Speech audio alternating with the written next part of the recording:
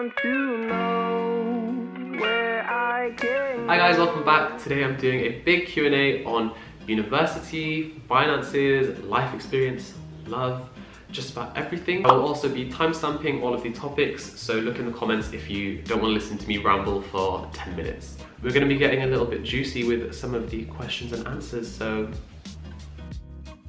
it was really sweet how so many of you asked how I'm doing. I know I put a video out a few weeks ago where I was talking about how this year's been really bad. Now I'm actually doing really good.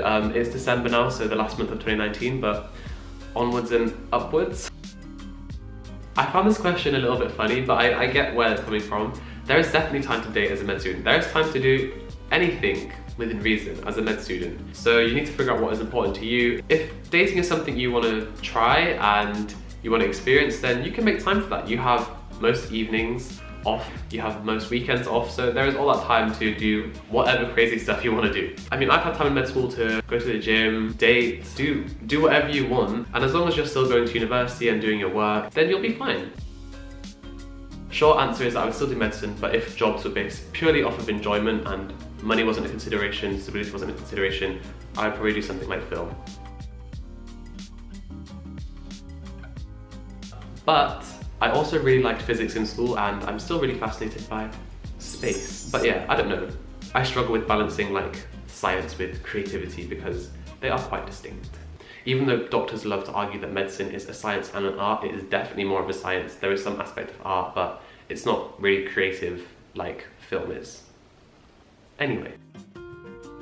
So I'm not sure about this. I think my goals are changing over time because I'm realizing the importance of having a good work-life balance and being happy. And I think some areas of medicine don't really allow that. I think at the moment I am quite interested in dermatology, but that is based off of very superficial experience with enjoying skincare. So I definitely need to do more experience in dermatology, but my dermatology rotation is next year. And then I'm also considering GP, which in American terms is family medicine, because there is a really good work-life balance with that, I think. But really I'm just trying to keep my options open, and I'm not trying to like restrict myself at this point because I still have 3 years of med school, 2.5. And then I have 2 years of general rotations, so there's still a lot of time to decide, and I don't really know yet.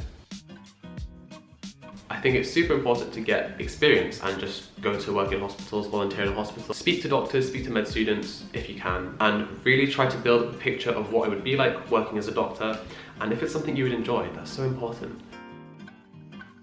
I'm not really sure. I think definitely at some point in my working life I'd like to work in London. I've heard that London can be quite competitive for medicine and that it can be quite intense. I don't really know, I'm basing this off of like things I've heard and little anecdotes, so I'm just going to keep my options open again. So when I first started university, I was living completely off my student loan. Honestly guys, it's barely enough. It's just about enough. I worked out how much I had for that term and then split that up into like weeks, and I used to record every single thing I bought. My first year of university was very stingy and very tough in terms of money. My advice for how to lessen the financial burden, as a student at least, look constantly for opportunities, bursaries, scholarships, odd like jobs you can do, anything that will bring some sort of income. What helped change my financial situation was in my first year I found a really good scholarship. There's an internship included, a paid internship, and it was just a very good amount of money. So I spent ages writing a careful application. I did get accepted, and that really helped to ease some of the financial burden. I hope that helps, but I'm also aware that I'm speaking from an extremely privileged position where I have this platform that pays me, so I think the most difficult thing is time management. You don't always know what time you're going to finish. Teaching can overrun, teaching can be cancelled. The lack of time can make YouTube difficult, and then also balancing YouTube with your other hobbies, living your life can be challenging. But I really enjoy doing YouTube videos, and I will always try to make time for it because it's fun. I think the best advice I can give is to approach everything with an open mind. When you start university, you'll be bombarded with new experiences, new people, everything will be new. So it's good to not close yourself off to things, and it's good to just sort of go in with not too many expectations. Just take things as they come, and you will get used to things within no time. So So I think there's two different ways to de-stress. You can either, one, try to tackle the problem that is stressing you, or two, distract yourself from the stressor. I always try to tackle the problem that's stressing me first. So if it is, I had exams and I'm stressed, I will try to study to relieve the stress. If I'm stressed about maybe like a friendship or something like that, I will always try to sort out the problem with the person. I think the other way to deal with stress is to distract yourself. I think for me, I like to go to the gym or meet friends or eat some good food. I actually did a video on this. I will link it over there or wherever it is. So I actually had this in passing when my friend was talking to her friend. They said to just trust your instincts. I used to get very, very stressed by like all of the other med students doing 3,000 questions a day and getting 1,000% in all their exams, and I used to just be like, I am trash, like I'm doing so badly. Now that I'm just more concerned about me as an individual and how I'm doing individually and less so what everyone else is doing, I just feel a lot more content with my education. But there's loads of videos out there on study tips. I personally like Ali Abdal's videos on study tips. I would go to his channel if you are looking for practical tips.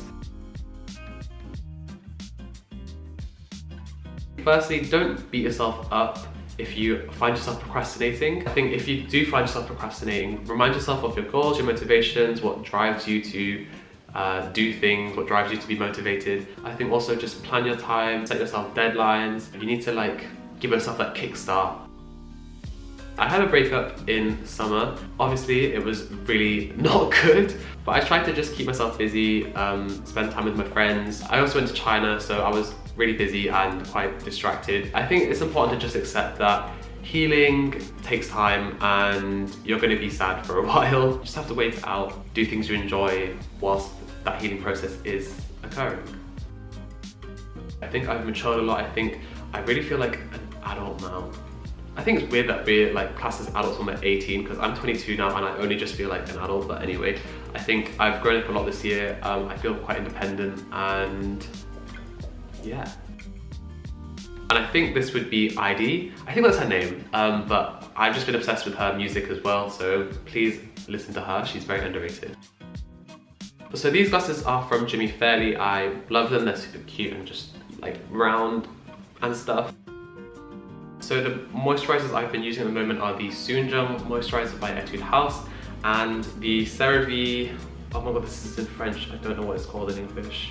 The CeraVe Crème Hydratante Visage. The Jung one is a bit creamier, so it does leave like a more dewy sort of finish. I've been using this for probably over a year now, so very good. The CeraVe moisturiser is a bit thicker. The CeraVe moisturiser also has niacinamide and ceramides. The niacinamide is a very good ingredient for those with acne-prone, oily skin, so great for me. The ceramides are really good for maintaining a healthy skin barrier, so this is a great product. There's no fragrance. It's good for sensitive skin, so I love this. The Jung one also has no fragrance and is really good for just sensitive skin as well. My favourite skincare product, hands down, is the EltaMD sun cream, specifically the one for acne-prone skin. It is amazing. They're not sponsoring me, I bought this myself. It feels like a moisturiser when you apply it to your skin, and it kind of fills in flaws in your skin and really makes your skin very smooth. They also have versions for other skin types, but because I have acne-prone, oily skin, this is the best one for me.